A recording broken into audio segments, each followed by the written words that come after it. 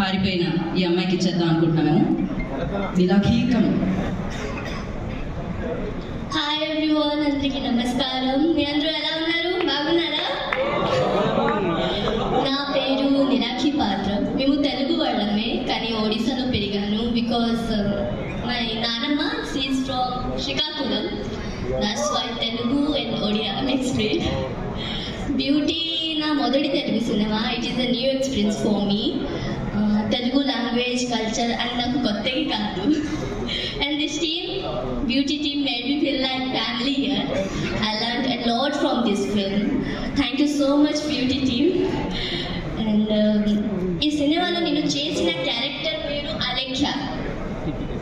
నా పాత్రలో చాలా ఎమోషన్ ఉన్నాయి, లైక్ లవ్, పెయిన్, ఎంటర్టైన్మెంట్, ఇంకా చాలా.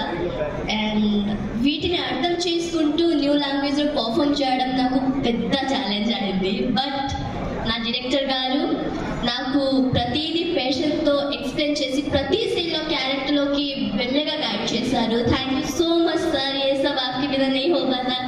Thank you so much for this wonderful opportunity and thank you for Alec.